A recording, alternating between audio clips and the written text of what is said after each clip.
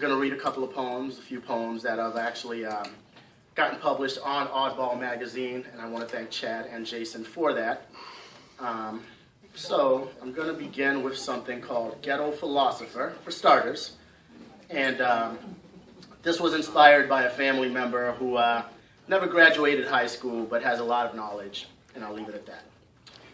Ghetto Philosopher, let me inside your mind, open up the hands of time, so both you and I can shine and try to heal our dying kind. Ghetto Philosopher, let me look inside your brain. Let me feel torture and pain, how it feels to be calm and sane, ultimately one and the same. Ghetto Philosopher, open up your heart. Show me light and show me dark. Change the ending to the start, just as God through Noah's Ark. Ghetto Philosopher, your words are heavenly, a dose of spirit for my starving mentality, my elixir when I'm ill emotionally. Your words allow God to breathe through me. Ghetto Philosopher, your gift, like you, incredible. Your knowledge, truly credible. And although fate makes your life terrible, the force of your impact is impeccable. Thank you, Ghetto Philosopher. Wow.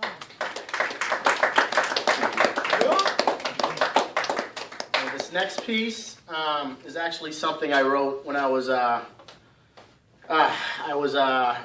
freshman year in college, I want to say, way back in the late 90s. To date myself a little bit, I was going through a lot of crap, so to speak, and I wanted to die, so I wrote about it. It's called 24 Hours of Bliss. One simple wish, let me be dead for a day. Let me observe my funeral and watch everyone pray. Let me watch them cry, wishing I hadn't died. Let me see the pain and remorse in their eyes. Let me hear them say, he was such a great guy. Ivan, he didn't deserve to die. Let me watch them watch me lying peacefully in my casket. Let me smell the flowers in my flower basket. Let me feel them feel me so stiff and cold, as is this world for which so much animosity I hold. Let me ponder why it takes a man to die, for people to visit and come say hi, or rather goodbye, but a tad bit late. They should have come visit me before my wake. Let me ponder why it takes a man to die, for people to love me. Where was love when I was alive? If death brings love, then who needs life? Who needs all the turmoil and strife? Let me die for a day and leave it all behind. Cut off my head so I can clear my mind. No worries, no troubles, just resting in peace. Let me be dead for a day, 24 hours of bliss, at least. That was actually very therapeutic for me at the time, still is today. This last piece I'm going to read was inspired by the Eric Garner situation in New York not too long ago, but it really encompasses the whole movement and a lot of the things that have been going on the past 18 months or so.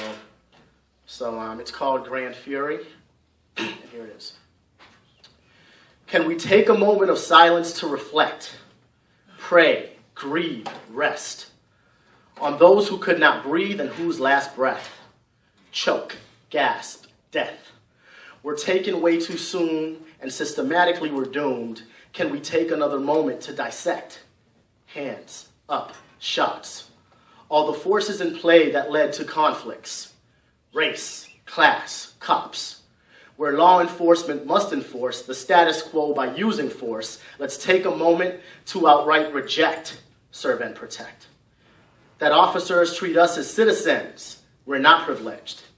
And no, there are no bigger cowards than cops who abuse their power. Can we take another moment to undress, strip, tear down the fallacy of all created equally, white, black, brown? Are we not more prone to die or live much more stressful lives? Now let's take a few more moments to protest, rise up, march the injustice and force our nations into rest. Petition, vote, bark. To realize that our lives no longer will be qualified by our skin or by our numbers of arrests. Since birth set up to lose, we all deserve a shot at happiness. So damn the boys in blue. We know it's dangerous and cold, but we tried peace and still we're told that when we're killed it's justifiable. We matter less. But we're sick of all these untried homicides, innocents presumed. How many unarmed black men need to die? at the hands of these goons. As criminal as crime can be, corruption by the grand jury, it all results in public grand fury. Fight breeds hope. These moments watershed because we shed tears. New Jim Crow. And Lady Liberty now lives in fear because she knows that our rights are violated and that we'll no longer take it. Thus we're seizing all these moments, that's our creed, though we may bleed and choke. Because no longer will you push or murder me. We're pushing back, revolt. Our unity is strong. With all our brothers we will bond, because every race is every man. We stand as one. Home, brave, free. Thank you.